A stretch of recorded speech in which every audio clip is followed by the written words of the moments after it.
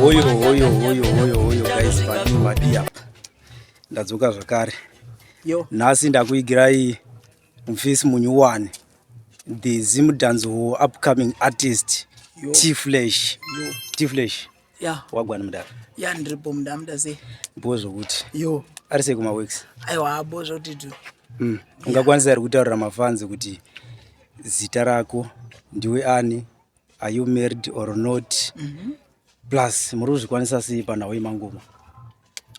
Yes guys, this is Tflesh my name, and ndingangoti music zvese zviri kufamba bo, hapana chiri kushota. Okay bo, saka titaurire Tflesh.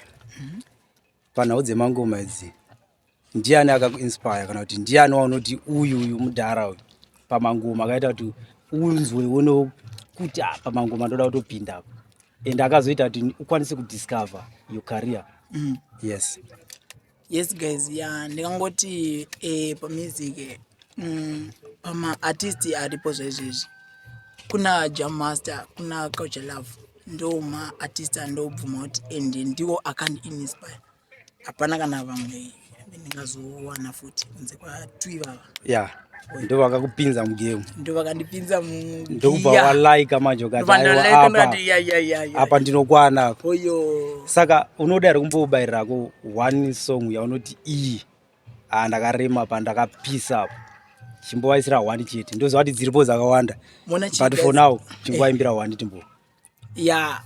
Munachi pamasongs angu ndine song one ndonyatsofila kuti aiwa apa ndakapinda vanoti ndavaudza inini yandipere ndinotomhanya sebhizautare, nyangwe mukandigarira matare atibve kuya kwenyu kwamutare tinobva kuya kakumbare. Vaudze kuti ngoma ini ndauya ndiri muhiti ede vaudze kuti ndatozita riri pesi wachano ndongoma indonyatsobelieve kuti ndakaimba. Hanzi ndiri kumhanya sechi? Sebhizautare. Ramba uchimhanya shamwari. I really support you. And ndoda kuti ukure panhau dzemusic. So can you tell people kuti unowanika papi, kana vachikutsvaka vangakuwana papi, like kuma social media? Unoziva kuti mazuva ano timu rongovhura unongowana Facebook page rakatonzi Tflesh.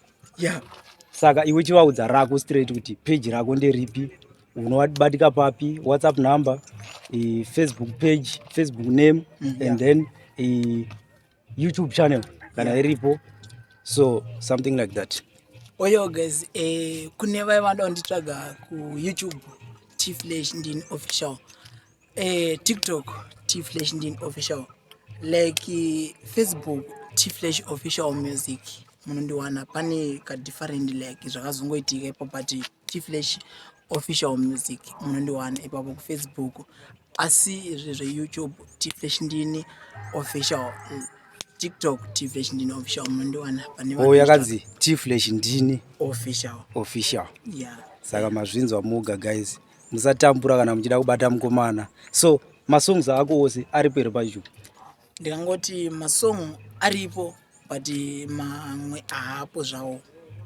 Kune vanenge vachida mamwe vanongondibata nini, but mazhinji ndingangoti mamwe aripo.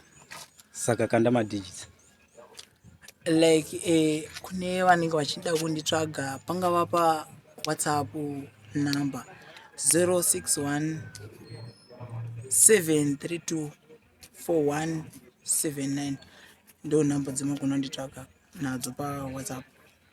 Ingori one chete kana 060 39 30 62 126 ndo number dzimwe dzemunogona kunditsvaga nadzo.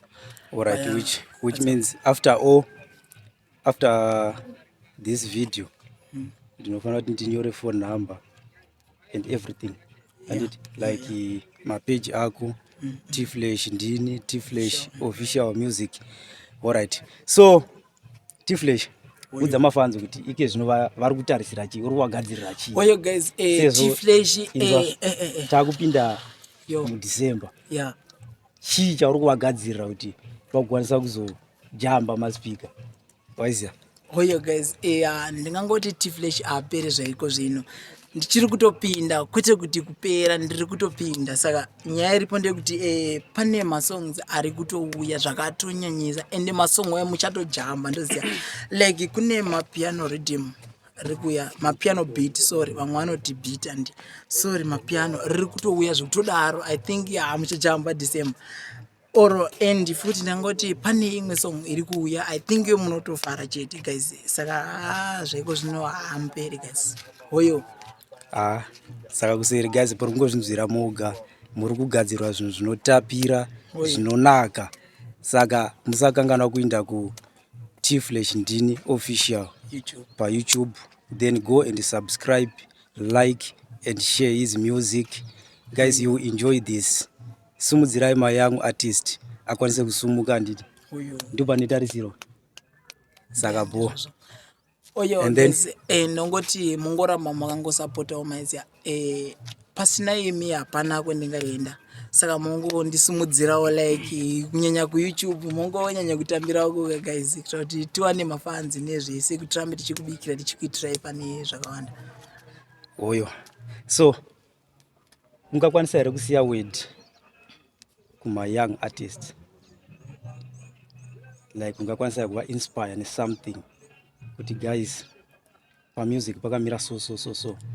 Oyo guys, ndingangoti munoza zvinorema pakutanga music, but nokokudza ndiri kuti dzimwe dzenguva nokutopofunga kutoti ndozvisiya because handina something chinhu chandiri kuwana inini.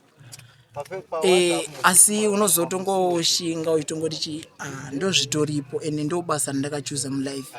Saka wotongoshingirira wotongoti aiwa ega nditongoshinga nditongoramba ndakabata ndakadaro. But zvorema guys, but unotongoshingirira because pakaipa music haisi fair because pakaipa guys.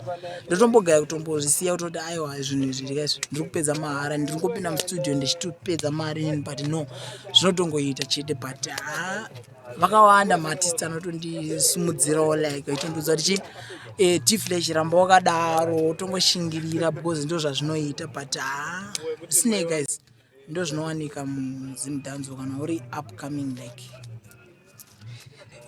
big up. Oyo. So I think mazvinzira moga mukomana ari kuti zvinongoda kushinga chete, naombi ngori pakuti shingirira, usasiya chinhu uchiri kuchitanga, ende kana watochitanga chiregera kusiya, ziva kuti ratova game rako handiti. So just carry on, hauzivi zvichauya kumberi. Hazvitoshamisi zitoti pamakore anoteerayo totonzwa kuti watobaya pa-UK, who knows. So thank you so much Tflesh ivapo. Oyo aiwa mosara guys, nice icho awe.